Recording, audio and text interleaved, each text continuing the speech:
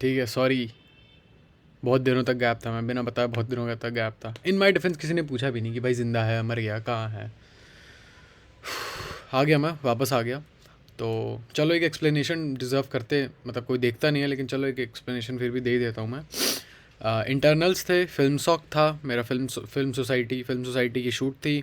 बेकार गई, बहुत बेकार गई, जस्ट सो यू नो, बहुत बहुत ज़्यादा वाहियात गई। और क्या क्या, और क्या क्या था।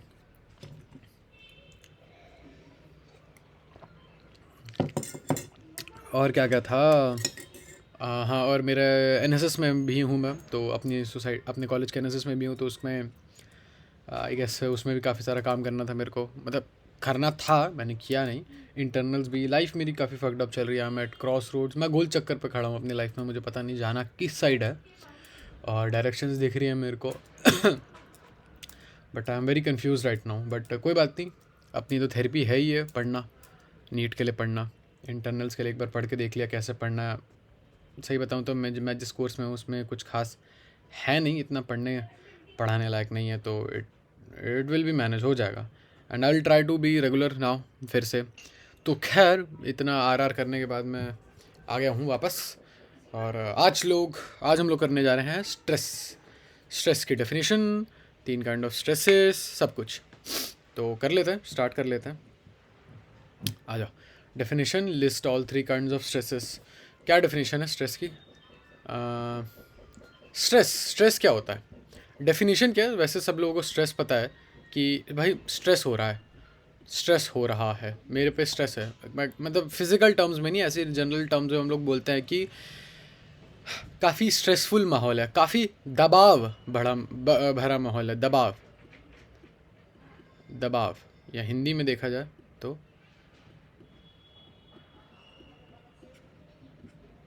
दबाव। ठीक है, दबाव का माहौल होता है तो उसे स्ट्रेस बोलते हैं। ये दबाव। क्या फोर्स भी स्ट्रेस होता है, फोर्स। हाँ, क्या फोर्स स्ट्रेस होता है। फोर्स मतलब स्ट्रेस क्या न्यूटन में होता है क्या। नहीं। एक्चुअली बात यह है कि आपके ऊपर दबाव पड़ रहा है ना, तो नहीं, जब जब किसी चीज़ पे दबाव पड़ता है तो हम ये भी देखते हैं कि वो कितनी बड़ी चीज़ है, मतलब उसका एरिया भी देखते हैं। ठीक है, वो होता है स्ट्रेस एक्चुअली में। मतलब आप फोर्स लगा रहे हो, चलो आपने 50 न्यूटन का फोर्स लगा दिया, 50 न्यूटन अच्छा खासा फोर्स होता है, लगभग 5 किलो का वजन रख दिया। लेकिन अगर बहुत बड़ी चीज़ पे रखा है, मान लो कि ये आपका 50 न्यूटन का फोर्स है और ये आपने बहुत ही ज़्यादा बड़ी चीज़ के ऊपर लगाया है, तो क्या उसमें हल्का सा भी फ़र्क पड़ेगा, ये बताओ। इतनी बड़ी चीज़ पे अगर 50 न्यूटन का फोर्स लगा भी दोगे तो की फ़र्क पैदा है, नहीं फ़र्क पड़ेगा इतना। तो स्ट्रेस एक्चुअली में होता है फोर्स अपॉन एरिया। ये होता है सही मायने में स्ट्रेस की डेफिनेशन। तीन काइंड ऑफ स्ट्रेस होते हैं। शायद से लॉन्जिट्यूडनल एक होता है, क्या होता है वो, the internal restoring force per unit cross sectional area is called stress. Internal, okay, जो मैंने जो बताया गलत था। लॉन्जिट्यूडनल, शेयरिंग और वॉल्यूमेट्रिक। चलो पहले स्ट्रेस की डेफिनेशन याद कर लेता हूँ, उसके बाद तीन टाइप भी याद कर लेंगे। तो स्ट्रेस की डेफिनेशन हो गई अपनी कि जो लॉन्ज मतलब इंटरनल रिस्टोरिंग फोर्स, मतलब आप किसी चीज़ को अंदर से नहीं, जब आप किसी चीज़ को बाहर से इन्फ्लुएंस करने की कोशिश करोगे कि उसका शेप बदल दूँ मैं, या उसकी ओरिएंटेशन बदल दूँ मैं, या उसको लंबा कर दूँ या उसको छोटा कर दूँ, तो उस वो अंदरूनी साइड से अपना वापस नॉर्मल पोजीशन में आने की कोशिश करेगा, तो उस चीज़ को कहते हैं stress. List all three kind of strain. देखो स्ट्रेन क्या होता है, दो चीज़ें होती हैं बहुत इंपॉर्टेंट, और कुछ भी नहीं तो इनको याद कर लोगे, इन दोनों के बीच में फ़र्क क्या होता है। स्ट्रेस होता है और एक करके होता है स्ट्रेन। दो चीज़ होती है इंपॉर्टेंट सी, एक होता है स्ट्रेस, एक होता है स्ट्रेन। तो अच्छा, बाय द वे, अगर कोई नया आया बंदा आया तो पता है ना आप लोगों को मैं कैसे पढ़ता हूँ। Hi, the way I study is I tend to do one thing, कि मैं क्वेश्चन करता हूँ। ऑब्वियसली मैंने कभी ना कभी ये पढ़ा होता, बहुत पहले इलास्टिसिटी पढ़ा था, और मैं क्वेश्चन करता हूँ और फिर वापस मैं उसके आंसर्स करने की कोशिश करता हूँ। मतलब मैं उन क्वेश्चंस से रिवाइज करने की कोशिश करता हूँ, जबकि मैंने पढ़ा था 1-1.5 साल पहले का, बट फिर भी चलो। अच्छा, ये वाला चैप्टर में तो मैंने रिसेंटली पढ़ा था। तो एक चीज़ हो गई स्ट्रेस और दूसरी चीज़ हो गई स्ट्रेन। स्ट्रेस हो गया आपका इंटरनल रिस्टोरिंग फोर्स,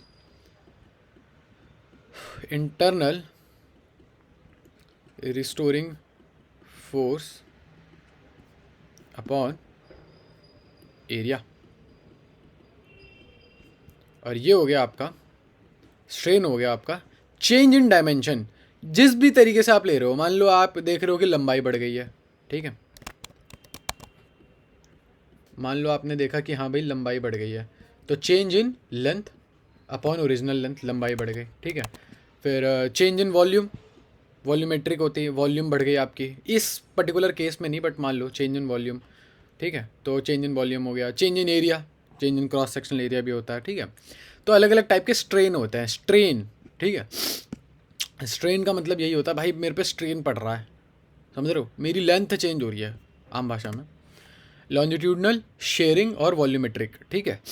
इसमें देखो ओरिएंटेशन चेंज हो रही है। ओरिएंटेशन होता है कि कोई चीज़ स्पेस में कैसे पोजिशनड है, तो पहले सीधा था फिर टेढ़ा हो गया, leaning, leaning tower of Pisa.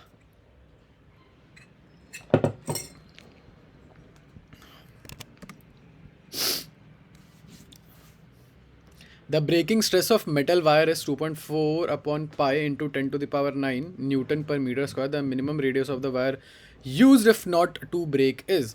Breaking stress क्या होता है? अब किसी चीज़ की एक लिमिट तक, देखो ये वायर है, स्पेशली वायर, किसी भी वायर को पकड़ लो, वो एक लिमिट तक ही तो इंटरनल फोर्स लगा पाएगा, ये बता दो। वो एक लिमिट तक तो इंटरनल फोर्स लगा पाएगा, जिस लिमिट तक लगा पाएगा वो जिस लिमिट तक लगा पाएगा उसको कहते हैं कि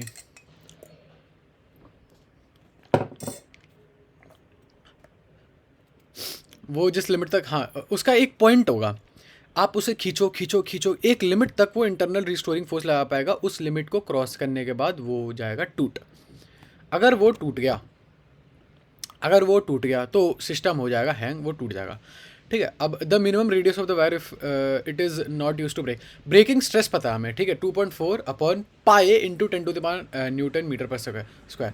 अब आप कोई बात नहीं, आप देखोगे भाई साहब पाए आ गया, भाई अब क्या करूँ, 2.4 into 10 to the power 9 upon pi newton per meter square भी लिखना, ठीक है, न्यूटन पर मीटर स्क्वायर बराबर आपका, कलर चेंज करने दो, बराबर आपका ये आपका स्ट्रेस आपको पता था क्या होता है, force upon area, force upon area. तो इसमें रिस्टोरिंग फोर्स कितनी है जी, रिस्टोरिंग फोर्स कैसे बता पाऊंगा, फोर्स तो दे नहीं रखी, मास दे रखा है, चलो कोई बात नहीं, ये जो यहाँ पे फोर्स लग रही होगी वो बराबर होगी टेंशन के, है ना। बात तो सही है, टेंशन के बराबर नहीं, टेंशन के बराबर नहीं होगी, टेंशन के बराबर नहीं होगी, इसके जो भी फोर्स इन दोनों पे लग रही होगी उतनी फोर्स यहाँ पे, ऐसा कुछ था जहाँ तक मुझे याद है। अच्छा रुको, इस बात को छोड़ो, हटाओ। एरिया क्या होता है, पाई आर स्क्वायर, ठीक है, पाई से पाई कट गया, देखो पाई हट गया वहाँ से, आर स्क्वायर हो जाएगा अपना फोर्स अपॉन 2.4, ये हो जाएगा फोर्स अपॉन जो भी ये नंबर है 2.4 इंटू 10 टू द पावर 9। अब बताओ फोर्स कितनी लग रही होगी इस वायर पे, तो क्या वो ये फोर्स टेंशन के बराबर ही तो होगी, बात तो सही है। और इसके अंदर की टेंशन जहाँ तक मुझे याद है, जो फॉर्मूला होता है इन लोगों का, वो होता है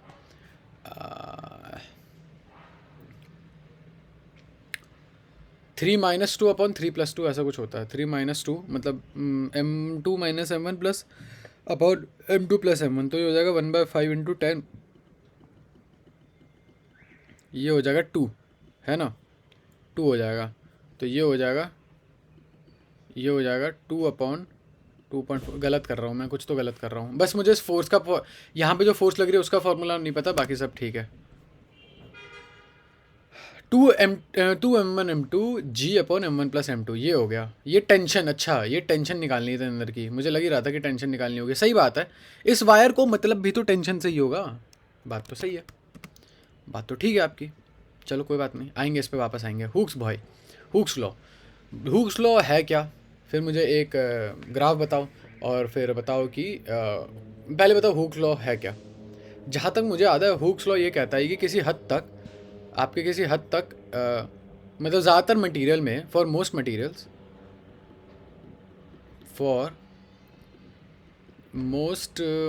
हुक्स लॉ ये कहता है कि एक हद तक आपका स्ट्रेस और आपका स्ट्रेन, मतलब ये आपका स्ट्रेस हो गया इंडिपेंडेंट एक्सिस पे, और ये आपका स्ट्रेन हो गया, एक हद तक ये दोनों साथ में चलेंगे, एक हद तक, जहाँ तक मुझे याद है। और इसके स्लोप को कहते हैं यंग्स मॉडुलस, नहीं सॉरी, स्ट्रेन यहाँ पे आएगा, स्ट्रेस यहाँ पे आएगा।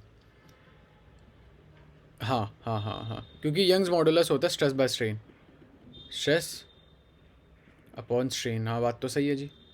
यार नहीं, कुछ तो रुक जाओ, मुझे इतना पता है कि हाँ, कि एक हद तक जितना आपका स्ट्रेस होगा उतना आपका स्ट्रेन होगा, जहाँ तक मुझे याद है।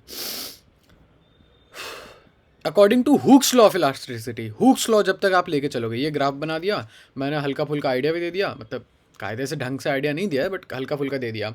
और हुक्स लॉ ये कहता है कि जैसे जैसे आप स्ट्रेस बढ़ाओगे वैसे वैसे आपका मतलब ratio of stress and strain is constant रहेगा रेशियो, हुक्स लॉ के अकॉर्डिंग। एक पॉइंट के बाद नहीं रहेगा, लेकिन जब तक हुक्स लॉ एप्लीकेबल है तब तक दोनों का कांस्टेंट सेम रहेगा, यंग्स मॉडुलस।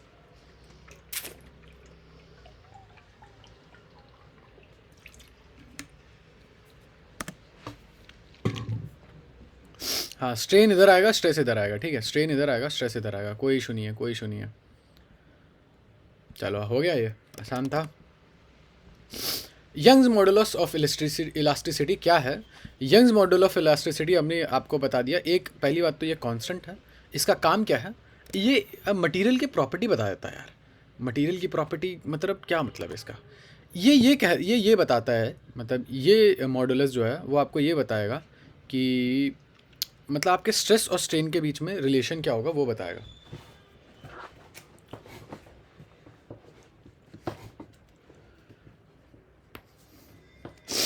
ठीक है। सॉरी, कुछ भूल गया था मैं। क्या क्या क्या सोच रहा था मैं? हाँ, तो यंग्स मॉडुलस आपको ये बताता है कि आपके मतलब पहले तो यही बताता है कि स्ट्रेन इज़ डायरेक्टली प्रोपोर्शनल, नहीं, stress is directly proportional to strain. Stress जो है डायरेक्टली प्रोपोर्शनल है स्ट्रेन के, सॉरी डायरेक्टली प्रोपोर्शनल है स्ट्रेन के। तो जितना ज़्यादा आपका स्ट्रेन होगा उतना ज़्यादा आपका स्ट्रेस होगा। वैसे तो उल्टा होना चाहिए बट चलो ठीक है, कोई बात नहीं, चलता है इतना तो। डायरेक्टली प्रोपोर्शनल है। अब कितना ज़्यादा मैटर करता है वो आपको यंग्स मॉडुलस बताता है कि मतलब यंग्स मॉडुलस बहुत ज़्यादा बड़ा हुआ तो उतना ही आपका इसमें चेंज आएगा, स्ट्रेन में चेंज आएगा स्ट्रेस में चेंज आएगा, जो भी है मटेरियल प्रॉपर्टी होती है मटेरियल की, ये वो यंग्स मॉडुलस बताता है, ठीक है। और यंग्स मॉडुलस का फॉर्मूला भी पता चल गया आपको, स्ट्रेस अपॉन स्ट्रेन। स्ट्रेस क्या होता है? Force upon area. और स्ट्रेन क्या होता है? स्ट्रेन होता है change in dimension. Young's mod, अब पहले ये देख लो एक बारी। लेंथ, इस क्वेश्चन में एक वायर है जिसकी लेंथ एल है, एक वायर है भाई जिसकी लेंथ एल है, एक वायर है जिसकी लेंथ एल है और वो फिक्स सपोर्ट से हैंग कर रहा है। The length of the wire changes to L1 when mass m is suspended from its free and.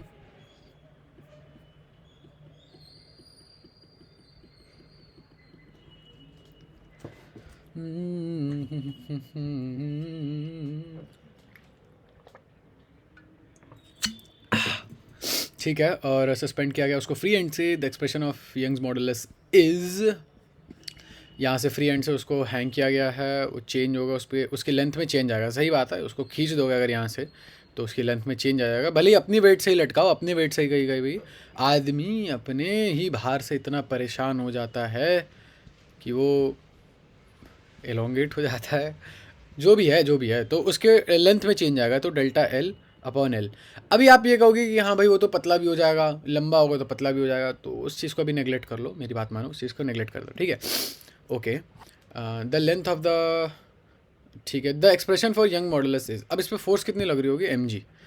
अब आप कहोगे नहीं यार, आप सो सेंटर ऑफ ग्रेविटी से नहीं लोगे, ये वो फलाना ठिकाना, बात तो सही है आपकी, लेकिन आप देखते हो यहाँ से, इस पॉइंट से देखते हो, तो जब आप इस पॉइंट से देखते हो ना, तो इस समय पूरा का पूरा वो लग रहा होता है, इस पॉइंट पे फोर्स लग रहा है, इस पूरे के पूरे वेट, नहीं सॉरी यहाँ से देखते हो, अरे सॉरी यहाँ से नहीं, यहाँ से देखते हैं हम लोग, तो उसमें पूरा का पूरा वेट लग रहा होता है, ऐसा कुछ जो भी है, इसमें सेंटर ऑफ ग्रेविटी वाला कोई कॉन्सेप्ट नहीं है। तो हो गया mg बाई ए, और the length of the wire changes to L1, मतलब L1 बन गया, तो चेंज कितना हुआ? L1 minus L upon L, तो mg by A, L1 minus L upon L, A D है इसका आंसर। ईजी है, Young's modulus of elasticity. SI unit newton per meter square है। और प्रॉपर्टी है, प्रॉपर्टी बता देता है। और ये लॉन्जिट्यूडनल मॉडुलस है और अलग अलग टाइप के होते हैं। मतलब अभी तो लेंथ चेंज हो रही है, बाद में कुछ और चेंज हो। भाई स्ट्रेस की डेफिनेशन बताओ। स्ट्रेस की कायदे में देखो, स्ट्रेस लगता है कभी किसी किसी बॉडी पे जब उसका आप वो चेंज डायमेंशन चेंज करते हो। अब चाहे उसकी लेंथ चेंज कर रहे हो, चाहे उसका वॉल्यूम, चाहे उसका क्रॉस सेक्शनल एरिया, कुछ भी चेंज कर रहे हो, उससे वो चेंज मतलब तब स्ट्रेस लगता है। स्ट्रेस भी तब लगता है जब आप चेंज कर रहे हो और वो चेंज करने ना दे, वो अंदर से आपको मना कर दे कि नहीं चेंज नहीं करूँगा, no no means no, concern ना दे, वो रिस्टोरिंग फोर्स लगाए अपनी साइड पीछे की ओर, तो तब स्ट्रेस डेवलप होता है। ठीक है, फोर्स अपॉन एरिया। अब वो कौन सा फोर्स है याद रखना, वो है आपका अंदर का रिस्टोरिंग फोर्स। इस चीज़ को याद रखना। 3 काइंड ऑफ स्ट्रेस बता दो भाई। लॉन्जिट्यूडनल स्ट्रेस होता है, शेयरिंग स्ट्रेस होता है। लॉन्जिट्यूडनल जिसमें आपका लेंथ चेंज हो रहा, ठीक है। और शेयरिंग स्ट्रेस होता है जो आपका मान लो ये ओरिजिनल था और फिर सॉरी ये आपका ओरिजिनल था और फिर उसके बाद थोड़ा आपने इस साइड को धक्का दिया और वो हल्का सा टेढ़ा हो गया। Leaning tower of Pisa, leaning tower of Pisa बोलते थे हम छोटे थे तो, लीनिंग टावर ऑफ पीसा, ठीक है तब भी। और वॉल्यूमेट्रिक स्ट्रेन भी होता है। वॉल्यूमेट्रिक स्ट्रेन में आप वॉल्यूम चेंज कर रहे होते हो। जैसे एक बबल है, उसके ऊपर से वो लगा, स्ट्रेस लगा तो वो बड़ा हो गया, या सॉरी छोटा हो गया, छोटे से बड़ा या बड़े से छोटा, जो भी है बाहर में जाए क्या फ़र्क। हाँ मतलब हाँ सॉरी, छोटा होता है, सही बात है। तभी तो रिस्टोरिंग फोर्स लगेगा, जेन्युइन। और बबल को बड़ा करोगे कैसे, जेन्युइन। चलो आगे बढ़ें। Find the elongation of steel bar 1 meter long and having cross section area 1.5 centimeter square subjected to a load of 1.5 newton. क्या ये लोड फोर्स के बराबर है? अगर आपको नहीं भी समझ में आ रहा है कि क्या है तो न्यूटन देख लो। न्यूटन मतलब हाँ फोर्स ही है, तो उसमें रिस्टोरिंग फोर्स भी उतनी ही लगने की है। चलो आओ भाई, आपको यंग्स मॉडुलस दे रखा है, आपको लेंथ दे, ओरिजिनल लेंथ दे रखी है, क्रॉस सेक्शनल एरिया दे रखा है और लोड दे रखा है। हाँ निकल जाएगा, डेल्टा एल निकालना, डेल्टा एल निकालना आपको। यंग्स मॉडुल आपको पता है, यंग मॉडुलस होता है stress upon strain, force upon area. ये हो गया स्ट्रेस अपना अपॉन स्ट्रेन, स्ट्रेन हो गया delta L upon delta L. Upon L लिखना था, ऊपर चला गया, ठीक है। स्ट्रेस अपॉन स्ट्रेन निकालना आपको डेल्टा एल है। जब आपको डेल्टा एल निकालना है तो डेल्टा एल इधर कर दो और बाकी चीज़ों को इधर ले आओ वापस से। लोड कितना है आपका 1.5 इंटू 10⁴, बहुत भारी है भाई ये तो। 1.5 into 10⁴ upon cross sectional area कितना है 1.5 सेंटीमीटर स्क्वायर, तो उसको मीटर में कन्वर्ट करेंगे 1.5 इंटू 10⁻⁻⁴ होगा ये, -2 नहीं होगा। -2 होता है जब आप मीटर में वो जब मीटर में कन्वर्ट करोगे। अभी आपको मीटर स्क्वायर में करना है तो इसका पूरा का पूरा स्क्वायर हो जाएगा, तो -4 हो जाएगा, ठीक है। इनटू लेंथ क्या, ओरिजिनल लेंथ क्या थी भाई, 1 मीटर का था, 1 मीटर, ठीक है। एक हो गया ये। और यंग्स मॉडुलस कितना है आपका 2 इंटू 10⁻11, 2 इंटू 10⁻11। 1.5 से 1.5 कट गया, ठीक है। 10⁴ ऊपर गया, 10⁸ गया, 10⁻11 ऊपर गया, 10⁻11 हुआ तो ये -3 हो गया। और -3 अपॉन, तो इसे -4 कर लो, -3 को -4 कर लो, 10 इंटू 10⁻⁻4 कर लो अपॉन 2 कर लो। क्यों भाई -4 क्यों किया ऐसे? मैं चाह रहा था यहाँ कोई बड़ा सा नंबर आ जाए ताकि मैं नीचे वाला 2 हटा दूँ। ये हट गया, 1.5 हट गया, 1.5 हट गया। ये भी आपको समझ में आ गया होगा, ये चीज़ भी समझ में आ गई होगी होपफुली। नहीं भी आई तो चलो देख लो, 10⁻8 ऊपर हो गया था, इतना समझ में आ गया होगा। -4 ऊपर गया, +4 बन गया, +4 ऊपर था ही तो 8 बन गया। सॉरी क्या 8 बन गया, हाँ +8 बन गया, सॉरी +8 बन गया। और मल्टीप्लाई बाय नीचे वाला 10⁻11 था, ऊपर गया 10⁻11 हुआ। और +8 प्लस -11 -3 हो गया। ये वाली चीज़ समझाई दी। 5 इंटू 10⁻⁻4, 5 इंटू 10⁻⁻4। अब ये देखो ऐसा छोड़ा सा भी कोई भी नहीं है आंसर, लेकिन क्योंकि एमएम में आंसर है, मैं कॉन्फिडेंस के साथ कह सकता हूँ कि बी होगा आंसर, क्योंकि 5 एक ही जगह है, इधर 1 है, इधर 1 है, इधर 3 है, 5 एक ही जगह है। बाकी अगर आपको नहीं पता है तो 1 मीटर में 10⁻3 मिलीमीटर होते हैं, तो 1 मिलीमीटर में 10⁻³ मीटर होंगे। 10⁻³ फिर हाँ, और ये 10⁻⁻4 था हमारे पास। ये चीज़ें तो खैर चलो छोटी मोटी चीज़ है।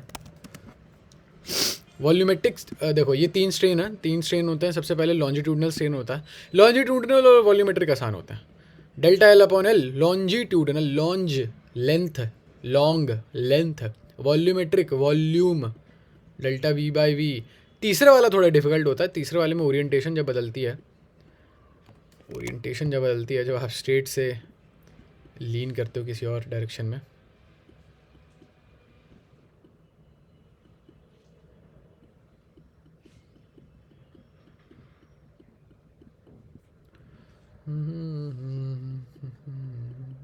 थीटा।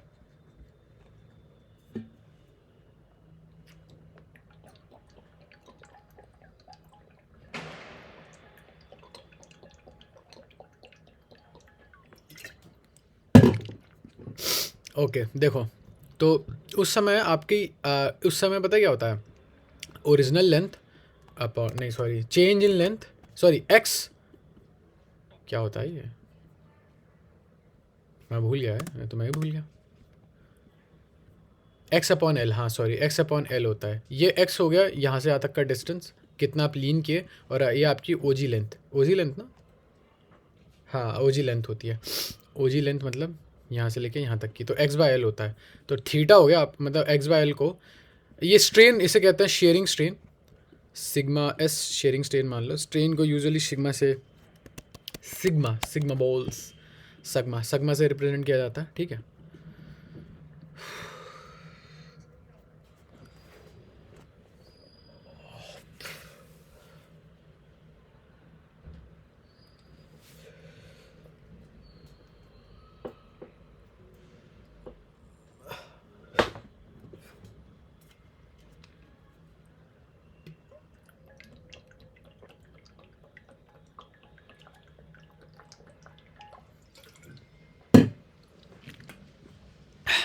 एक्स बाय एल को हम tan थीटा भी ले सकते हैं, perpendicular upon base tan theta. चलो तीनों चीज़ें हो यहाँ पे, आगे बढ़ते हैं। यहाँ पे सब कुछ कर रखा था हमने, बस टेंशन, वो जो फोर्स थी इंटरनल रिस्टोरिंग फोर्स, अरे वो टेंशन होती है, अच्छा हाँ, टेंशन की तो डेफिनेशन यही होती है कि अंदर से इंटरनल रिस्टोरिंग फोर्स, मतलब क्या मतलब, देखो जैसे ये 2 किलो है, वो नीचे खींचेगा और टेंशन इसको ऊपर खींचेगी। वैसे इस पर्टिकुलर केस में तो टेंशन नीचे लग रही है इस डायरेक्शन में। रुको रुको, मोस्ट प्रॉब्ली समझ में नहीं आ रहा होगा आप लोगों को। आसान भाषा में ये ले लिया हमने, ये डायग्राम है ना, ये डायग्राम ले लिया हमने। इस डायग्राम में क्या हो रहा होगा, मतलब ये ज़्यादा भारी है, ये पूरा का पूरा अपरेटस इस साइड नीचे को जा रहा होगा, ठीक है। फोर्स देखो, यहाँ देखो, इधर देखो, फोर्स लग रही होगी इस डायरेक्शन में, और टेंशन का काम ही होता है कि रोप को उसके अपोजिट डायरेक्शन में खींचे, जिस डायरेक्शन में मोशन हो रहा है या जिस डायरेक्शन में फोर्स लग रही है, actual force, restoring force.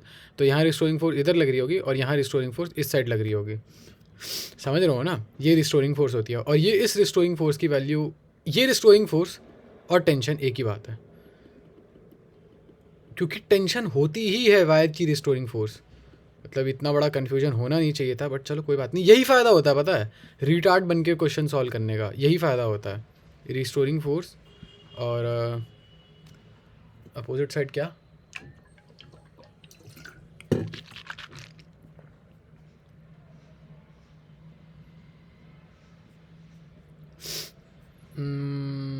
Opposite side क्या है, अपोजिट साइड क्या है, रिस्टोरिंग फोर्स और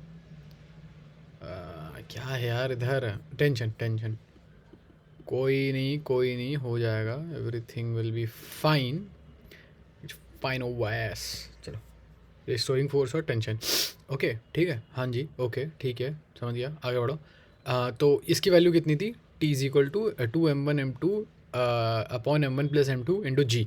सीधे सीधे हम क्वेश्चन में अप्लाई करेंगे, हमें निकालना क्या था इसमें, मिनिमम वो निकालना था, है ना। तो हमारे पास यंग्स मॉडुलस दे रखा है, नहीं ब्रेकिंग स्ट्रेस दे रखा है, तो 2.4 इंटू, रुक जाओ,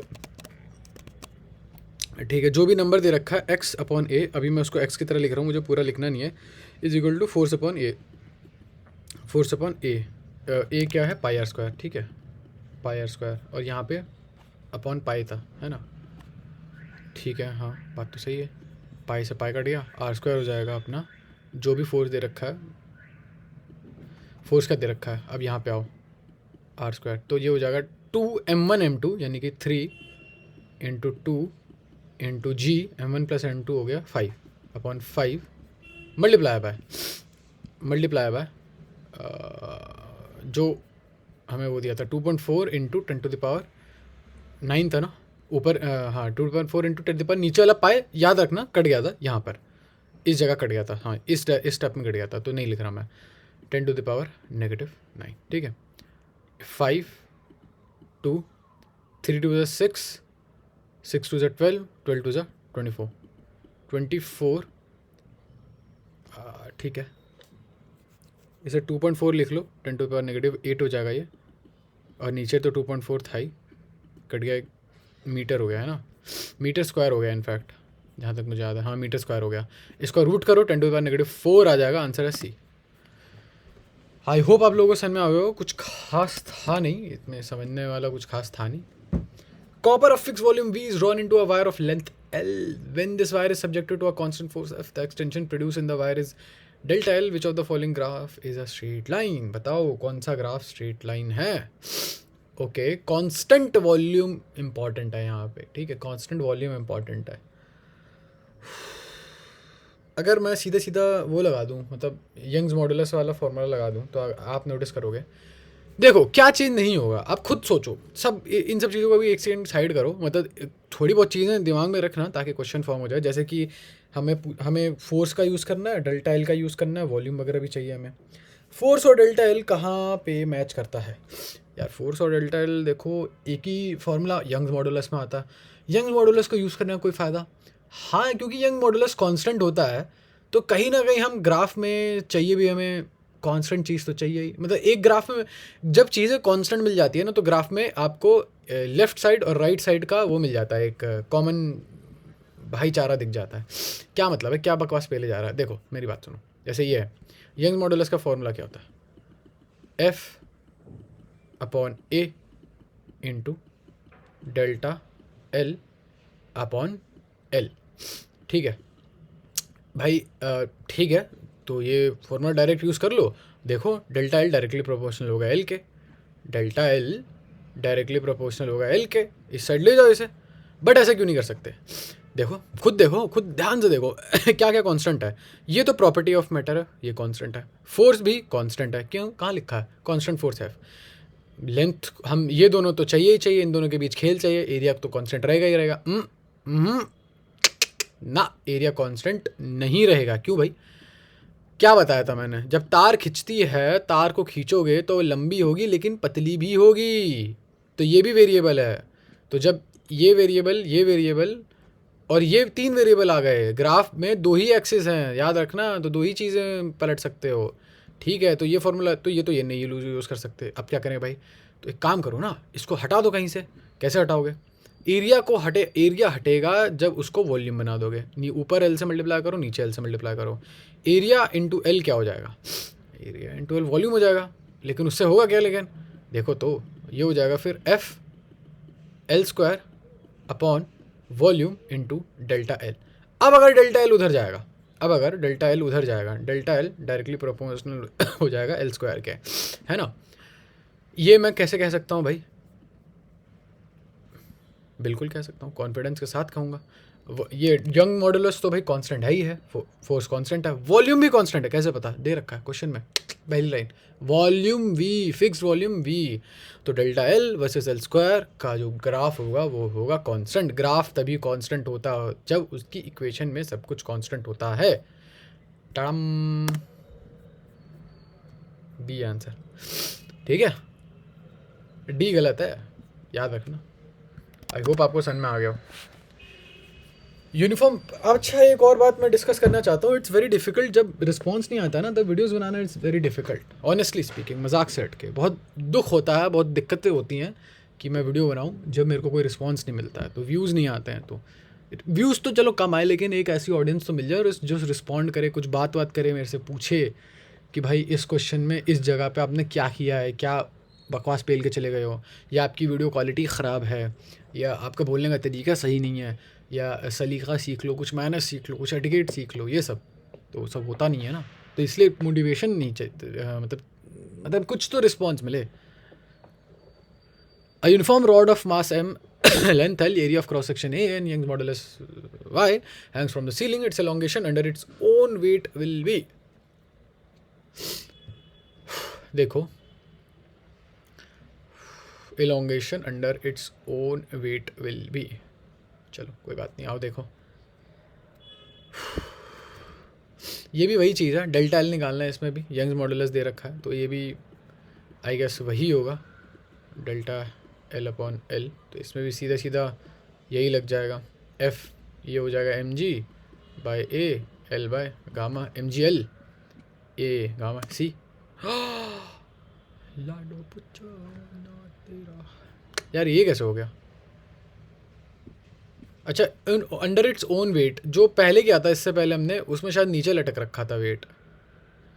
सही बात है। चलो कोई बात नहीं, इस पे आऊँगा मैं, ये तो थोड़ा मेरा वो ख़राब हो गया, फ्लो ख़राब हो गया, आऊँगा इस पे, चिंता मत करो, रुको। बल्क मॉड्यूलस स्प्लिट सम फार्मूला, बल्क मॉड्यूलस का कोई फार्मूला स्प्लिट करिए, बताइए कि कैसा होता है बल्क मॉड्यूलस, क्या होता है, अभी बताते हैं बल्क मॉड्यूलस में क्या होता है, फिर कंप्रेसिबिलिटी भी बताइएगा। बल्क मॉडुलस में वही है, स्ट्रेस अपॉन स्ट्रेन, मॉडुलस का फॉर्मूला देखो स्ट्रेस अपॉन स्ट्रेन ही होगा, है ना। बल्क मॉडुलस में यही होगा, फोर्स अपॉन एरिया, या प्रेशर हो जाता है यहाँ पे, तो प्रेशर हो जाता है, क्यों भाई? क्योंकि बल्क मॉडुलस जैसे बबल है, बबल बेस्ट एग्जांपल लगता है मेरे को, इसलिए बबल बार बार यूज़ करता हूँ। Bubble is the only example I also know, तो वो मैं नहीं बताऊँगा, बेइज्जती हो जाएगी, ठीक है। तो यहाँ पे तो प्रेशर होगा ना ऊपर से, जैसे एटमॉस्फेरिक प्रेशर है, उसमें क्या फार्मूला देखोगे, फिर क्या उसका पूरा सरफेस एरिया देखोगे, तो सीधा प्रेशर ले लो और स्ट्रेन हो जाएगा डेल्टा वी बाई वी, क्योंकि यहाँ पे वॉल्यूम चेंज है, वॉल्यूमेट्रिक चेंज है, तो ये हो गया P V upon delta we. Compressibility देखते हैं क्या होता है। अच्छा बात है, यहाँ क्योंकि वॉल्यूम छोटी हो रही है इसलिए नेगेटिव वी का भी इस्तेमाल किया जाता है। क्या मतलब? देखो यहाँ पे हो जाएगी final volume minus initial volume, delta we का मतलब यही होता है ना, चेंज का मतलब यही होता है, फाइनल माइनस इनिशियल, तो वो चेंज होता है। तो फाइनल वॉल्यूम छोटी है, क्यों भाई, क्यों छोटी है? देख लो ना, अंदर से तो प्रेशर आएगा नहीं, प्रेशर तो बाहर से लगेगा, अंदर से कैसे आएगा?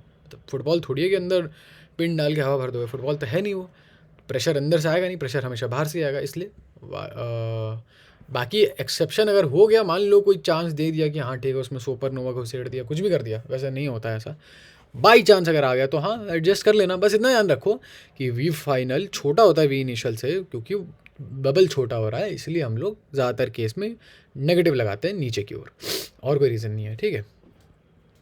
और कंप्रेसिबिलिटी होती है the reciprocal of bulk modulus of the material is called compressibility. जितना ज़्यादा कंप्रेसिबिलिटी उतनी ज़्यादा उतना कम उसका बल्क मॉडुलस, ठीक है, उतना ज़्यादा अच्छे से कंप्रेस होगा वो, कंप्रेसिबिलिटी जितनी ज़्यादा होगी। To what depth below the surface of sea should a rubber ball be taken as to decrease its volume by 0.1%? Volume decrease हो रही है 0.1%, ठीक है। Take density of water blah blah blah, bulk modulus blah blah A G, ठीक है। हाँ ये बताओ, पहली बात तो इन्होंने ऐसा बोल कैसे दिया, किस लॉजिक से बोला है कि अगर मैं एक बबल लूँगा, उस बबल को नीचे ले गया मैं, पहली बात तो नीचे ले जाना बड़ी बात है, ये Ocean Gate, reference to Ocean Gate, नीचे ले गया, और पहली बात तो नीचे ले गए तो उसका मतलब छोटा होगा क्यों, लेकिन वो ओशन गेट वाले लोग जब नीचे गए थे पानी में तो उनकी मौत क्यों हुई थी? मोस्ट प्रोबेबली ऑक्सीजन की कमी से तो चलो हुई होगी, वो सबमरीन फट क्यों गई लेकिन?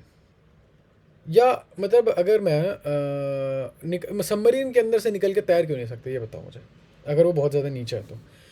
क्योंकि आप ये देखो ना कि आप पानी में जब होते हो, जब आप पानी में हो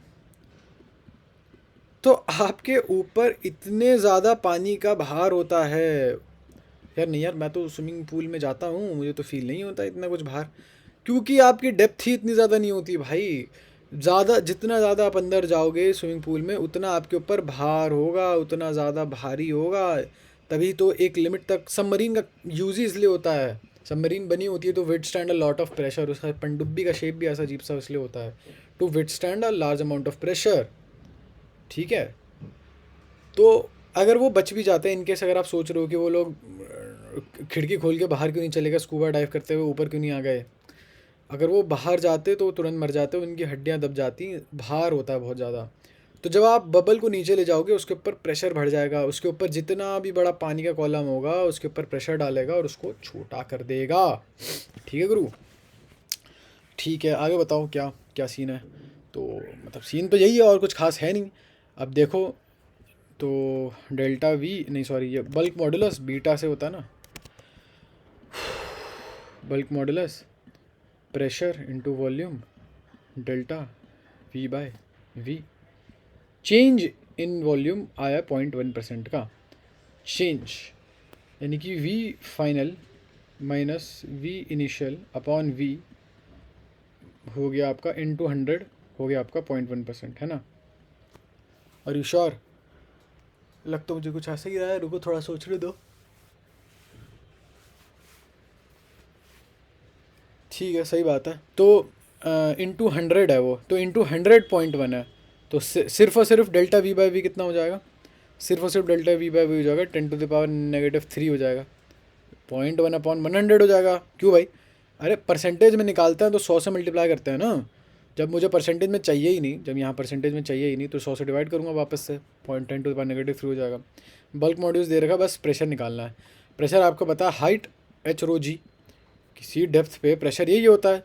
खुद भी सोचो ना, प्रेशर कितना होगा? जितना ऊपर पानी है तो जितना नीचे जाओगे उतना ज़्यादा पानी, उसकी डेंसिटी इंटू जी। ये नहीं पता तो बता देना, ड्राइव कर दूंगा। अभी यहाँ पे मैं अज्यूम कर रहा हूँ कि आपको आता है, ठीक है। तो मुझे क्या निकालना है? बेसिकली एच निकालना है ना। तो वो हो जाएगा, एच हो जाएगा, एच हो जाएगा मोटा मोटा, एच हो जाएगा beta upon 10⁻³ into rho into g. तो बीटा क्या है अपना? 9 × 10⁸, 9 × 10⁸, 10⁻³ और रो है 10⁻3, और यहाँ जी है 10, 10 ऊपर गया, 9 × 10⁻⁻7 हो जाएगा। कुछ गड़बड़ हो गई, कुछ गड़बड़ हो गई, कुछ गड़बड़ हो गई मेरे से।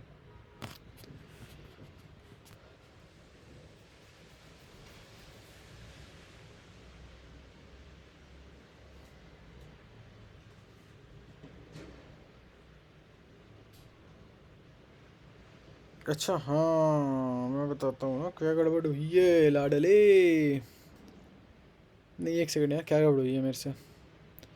आई गेस ये तो सही है, चलो हाइट बराबर हो गया।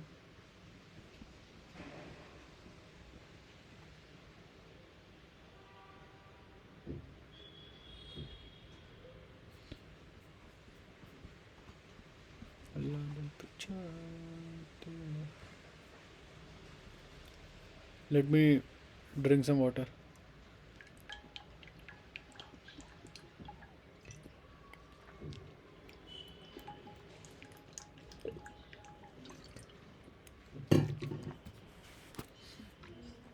हम्म 90 होगा, मुझे पता है 9 के मल्टीपल में होगा, तो ये या तो डी होगा या तो ए होगा, इतना तो पता चल गया मेरे को। और क्योंकि 9 मीटर बहुत छोटे डिस्टेंस है, तो डी ही होगा। क्या बोल लिया था मैं? क्या बोली थी मैंने? ये पार्ट तो सही है, चलो चलो कोई नहीं, कोई छोटा मोटा इशू होगा, हमें तो आंसर से मतलब है ना। बाकी चलो एक और बार रिव्यू कर लेता हूँ यार। लो यार, तुम भी क्या याद रखोगे, ऐसा मत बोलो मेरे को। एच हो जाएगा बीटा 9 × 10⁻9 अपॉन रो है 10⁻³ इंटू जी 10⁻, अच्छा हाँ ठीक तो है, सही तो है, 10⁻3। और डेल्टा वी बाय वी है पॉइंट, अच्छा हाँ सही बात है, सही बात है।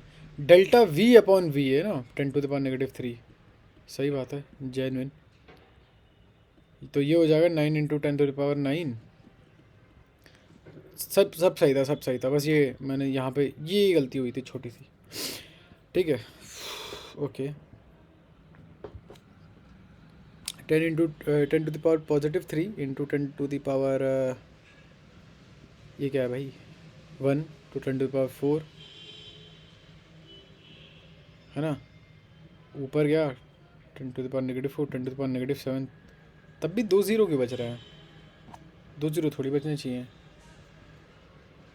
अरे छोड़ो यार, आंसर आ गया, बात बात खत्म, आगे बढ़ो यार, दिमाग ख़राब हो रहा है मेरा। 10⁻, अच्छा 8 है ना, 9 तो है भी नहीं, मैंने अपने मन से बना दिया। हाँ ठीक है, ठीक है, ठीक है। 9 × 10⁸ मल्टीप्लाई बाय 10⁻⁻7, सब सही था, सब सही था, आगे बढ़ो। The bulk modulus of a spherical object is b. It is subjected to uniform pressure p. The fractional decrease in radius is fractional decrease in radius, ठीक है। मतलब फ्रैक्शनल मतलब ओजी प्रेशर नहीं, सॉरी, अच्छा हाँ ठीक है, रुको रुको रुको रुको।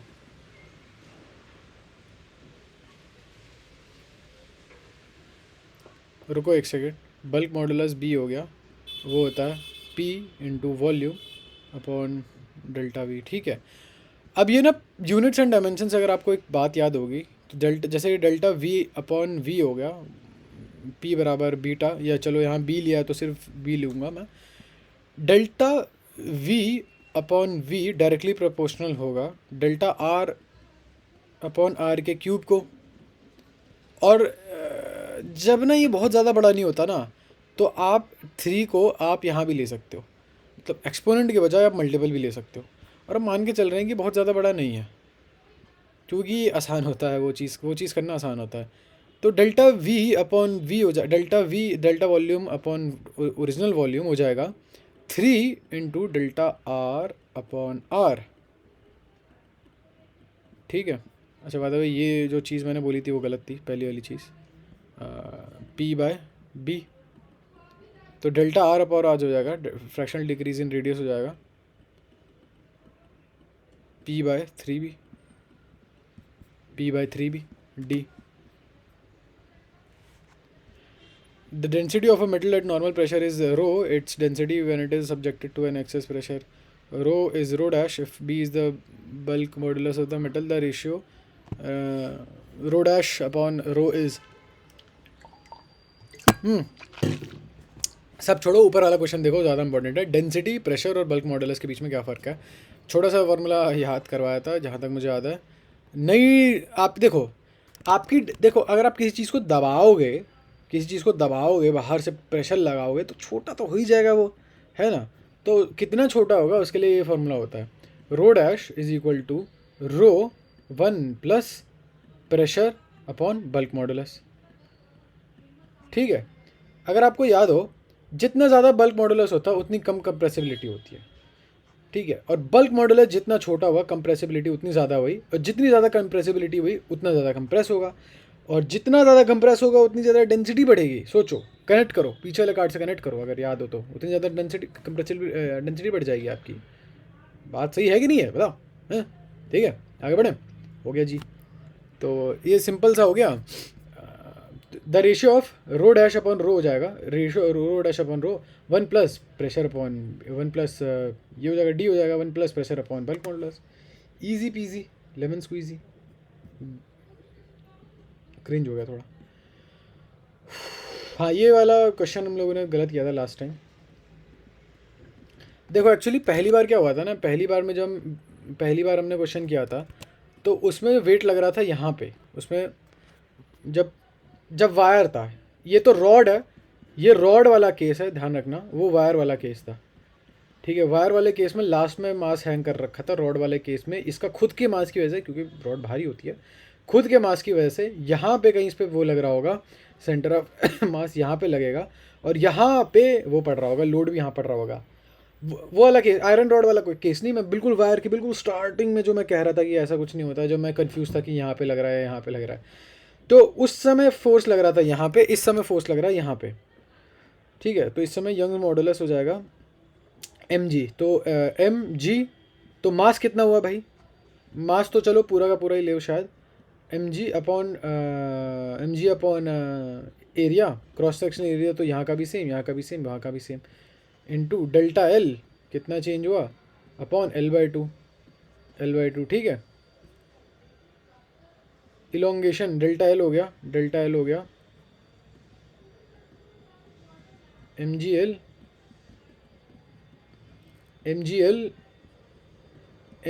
2ay, बी हो जाएगा आंसर। लाडो पूछा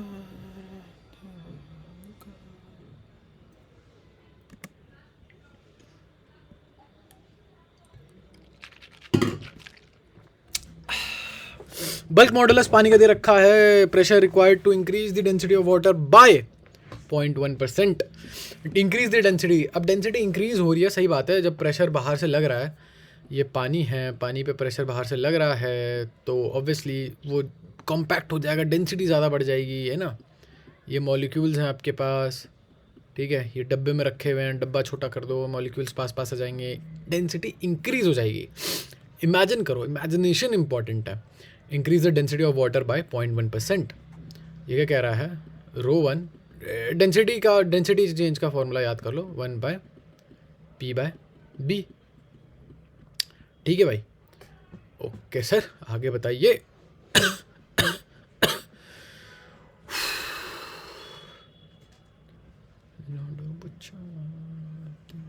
देखो, इंक्रीज डेंसिटी में इंक्रीज होता है, डेंसिटी में इंक्रीज का मतलब होता है रो वन माइनस रो, भाई हमें कैसे पता ये ज़्यादा बड़ी है, डेंसिटी इंक्रीज हो रही है, अपॉन रो इंटू 100 की वैल्यू हो जाएगी 0.1।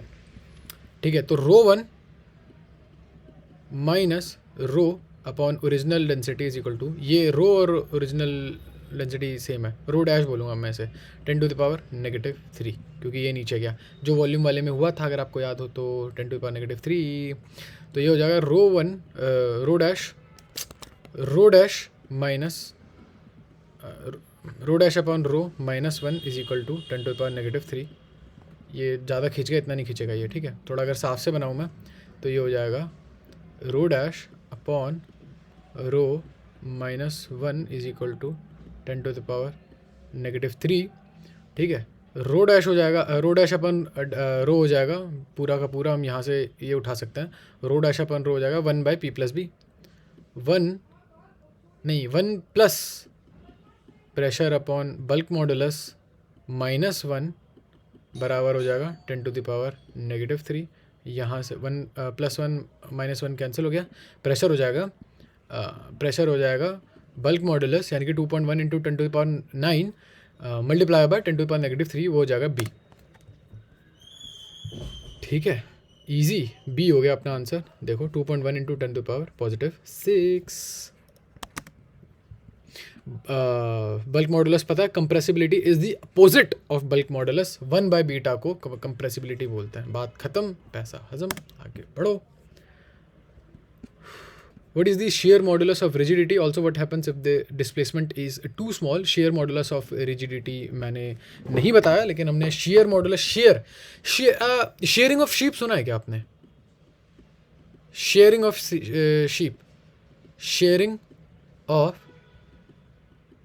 sheep सुना है क्या सब लोगों ने यहाँ पे? शेयरिंग ऑफ शीप में क्या होता है, आप ये ट्रिमर लेते हो, ये आपका शीप है और ये ट्रिमर इस डायरेक्शन में जाता है, ऐसे साइड बाय साइड, उसके स्ट्रक्चर से लटा के शेयरिंग होती है उसकी, सटा के वो शेयरिंग होती है, उसे कहते हैं शेयरिंग। ठीक है, अब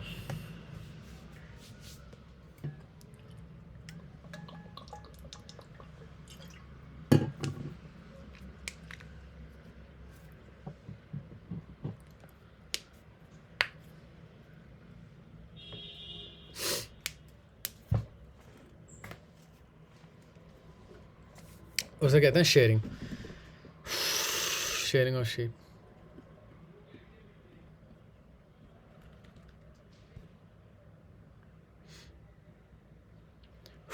तो हाँ, क्या कह रहा था मैं, हाँ, तो फोर्स अपॉन, अभी तक हम मॉडुलस कैसे डिसाइड कर रहे हैं, सिग्मा शेयर को कैसे करेंगे, अभी तक हम लोग स्ट्रेस अपॉन स्ट्रेन कर रहे हैं। तो स्ट्रेस हो गया आपका, फोर्स अपॉन एरिया, कौन सा लूँगा, ये वाला ले लूँ, चलो कोई बात नहीं, ले लेता है। फोर्स अपॉन एरिया भी मैं श्योर नहीं हूँ, फोर्स तो रिस्टोरिंग फोर्स देखो जितनी इधर लगेगी उस साइड उतनी रिस्टोरिंग फोर्स इधर लगेगी। ये शीट है, ये शीट को हम लोग इस साइड ऐसे मोड़ने की कोशिश कर रहे हैं, ऐसा मान लो, इनटू चेंज इन डायमेंशन हो गया, आपको पता है x/L, मेरे हिसाब से तो यही है, ये हो जाएगा F/A tan थीटा।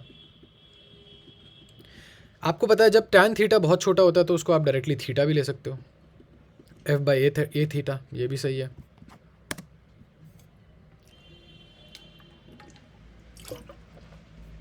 अच्छा बाय द वे, F क्यों लिया है, तो वो टेंजेंशियल फोर्स है। क्यों भाई, क्योंकि टेंजेंट के अगेंस्ट लगती है तो टेंजेंशियल फोर्स लेते हैं। ठीक है, एक ही बात है ये, आगे बढ़ते हैं।